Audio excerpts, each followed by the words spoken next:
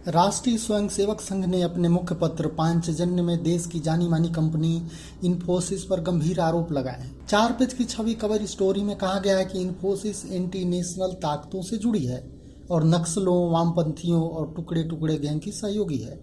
RSS के मुख्य पत्र में यह भी दावा किया गया है कि इन्फोसिस जानबूझकर भारतीय अर्थव्यवस्था को अस्थिर करने की कोशिश कर रही है। साख और आघात शीर्षक से छपे इस लेख में कहा गया है कि इन्फोसिस पर नक्सलियों, वामपंथियों और टुकड़े टुकड़े गैंग की सहायता करने के आरोप लगते रहे हैं। देश में चल रही कई विघटनकारी गतिविधियों को इन्फोसिस का प्रत्यक्ष और अप्रत्यक्ष सहयोग मिलने की बात सामने आ चुकी है। द वायर, आल्ट न्यूज और स्क्रॉल जैसी दुष्प्रचार वेबसाइट के पीछे भी इन्फोसिस की फंडिंग मानी जाती है। जातिवादी घृणा फैलाने में जुटे कुछ संगठन भी इन्फोसिस की चैरिटी के लाभार्थी हैं, जबकि कहने को यह कंपनी सॉफ्टवेयर बनाने का काम करती है। आरएसएस के मुख्य पत्र के निशाने पर क्यों है इन्फोसिस?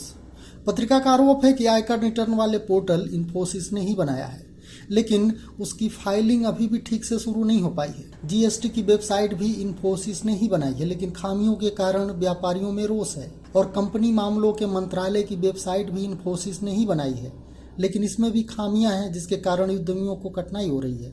बता दें कि इनकम टैक्स रिटर्न भरने के लिए सरकार ने इन्फोसिस से एक ई फाइलिंग पोर्टल तैयार कराया है, लेकिन कुछ खामियों के चलते इस पोर्टल पर लोगों को लगातार समस्याओं का सामना करना पड़ रहा है।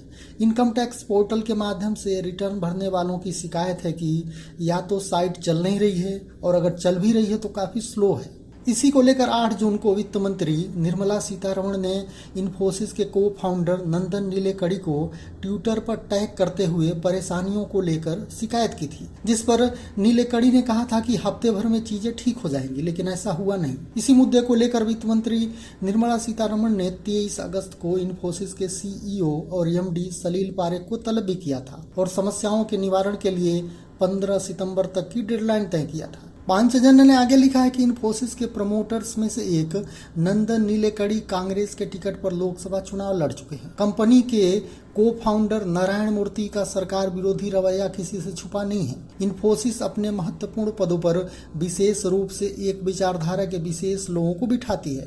इनमें अधिकांश बंगाल के मार्क्सवादी हैं। ऐसी कंपनी यदि भारत सरकार के महत्वपूर्ण ठेके लेगी तो क्या उसमें चीन और आईएसआई के प्रभाव की आशंका नहीं रहेगी? वैसे बीजेपी और आरएसएस की आदत है कि देश में हर समस्याओं के लिए वे नेहरू और 70 साल के कांग्रेस के शासन को दोष देते हैं।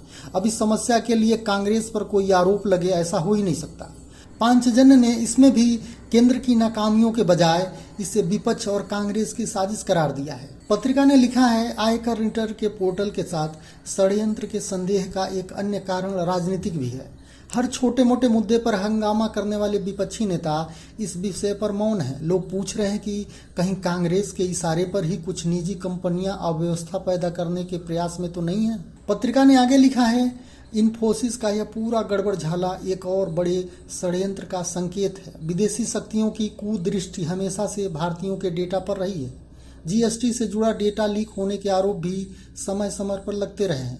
कोई आश्चर्य नहीं होना चाहिए कि इन्फोसिस ऐसा ही कुछ करदाताओं की सूचनाओं के साथ करने की तैयारी में हो।